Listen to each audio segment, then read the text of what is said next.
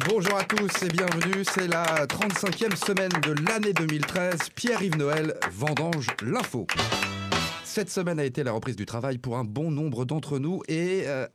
la veuve Clicquot. Oui, bah, écoutez mon petit gitounet, Oui. hein, en tant qu'égérie de la station, je trouve qu'il est tout de même normal que je sois l'invité de cette première émission, non? Oui, bah alors là on a déjà quelqu'un. Hein, Oui, la bah veuve. là, je m'en fous, elle attendra. Hein. alors j'aimerais tout d'abord saluer votre nouveau directeur, Thierry Catherine. Hein.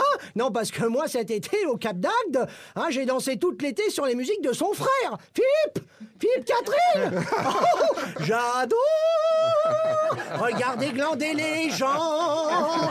Et je monte le son. Et je coupe le son. Enfin, j'espère que Thierry, lui, va pas couper le son, parce que, donc, comme son frère, parce que les auditeurs de France Bleu, ils vont plus rien entendre. Hein.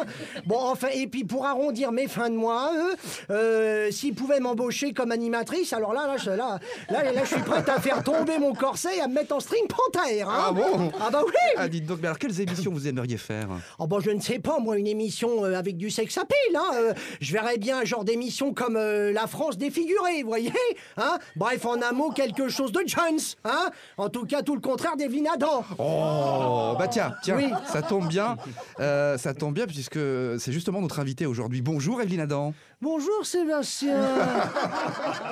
Ah, est insupportable cette veuve Clito, hein. Oh bah non Evelyne, c'est pas... Tiens, bah pour me venger, je vais vous programmer le dernier tube de mon copain Patrick Sébastien. Ça s'appelle Quand il pète, il trouve son slip. C'est bien ça, non? Alors non Evelyne, ça c'est pas Patrick Sébastien qui chante, mais c'est Sébastien Patoche. Oui, mais enfin, vous savez, moi, à mon âge, on doit se contenter d'une belle contrefaçon, hein. Allez, je vous embrasse, et j'embrasse Clito aussi. Une rentrée mouvementée pour Kate Middleton et le prince William qui ont eu cet été un superbe bébé. Des précisions avec notre consultant mondain Stéphane Bern. Oui, en effet, une rentrée bien mouvementée à cause du chenapan Royal Baby, George Alexander Louis. Oui, parce qu'au début, ça devait être des triplés. Eh bien, figurez-vous que Kékette et Oui Oui, comme on les appelle dans l'intimité de Buckingham Palace, que ces derniers mois, le prince rompt peu à peu avec le protocole de la famille royale, à cause des rumeurs sur la mort de Diana. Mais cela dit, mes chers amis, cet accouchement fut divin et exquis. Malheureusement, je n'ai pas pu assister à l'accouchement, bien qu'absent pendant la conception. Mais au dire des proches, un léger problème est survenu. En effet, les oreilles ont eu du mal à passer. À tel point que la Queen Mary s'est écriée affolée « Oh my God! Ah non, Charles, pas vous! Sortez de ce trou, vous n'allez pas renaître une seconde fois! » En tous les cas, soyez rassurés, je suis sûr que le couple Kékette et Oui Oui sera de toute évidence plus solide que celui de Valls et Taubira. La rentrée, ça a été aussi une belle rentrée laborieuse, c'est le moins qu'on puisse dire, celle de Jean-Marc Ayrault avec son cortège de promesses, de nouvelles réformes sur les retraites et sur les non-hausses d'impôts, ce qui inspirait d'ailleurs Alain Souchon pour une nouvelle version d'une de ses chansons. C'est une rentrée d'humeur chagrine, sans grand plaisir. On est tous retournés à l'usine pour se nourrir. Est-ce qu'on va bosser pour des prunelles ou bien du flan pour régler nos charges qui s'amoncellent? Navrant, pas moyen de retrouver le moral de cette vie devenue pâle. On va encore être les cocus par tant d'argent perdu. Allez, tous à l'usine, comme des machines. Bravo! Un fait divers cocasse à Libourne où un homme dont l'épouse désirait manger une andouillette a eu la désagréable surprise de trouver un sac plastique froissé à l'intérieur. Ça vous étourdit ça, Elise Moon? Quoi? Qu'est-ce que j'entends dans mes rétroviseurs ça c'est la meilleure de l'année, celle-là.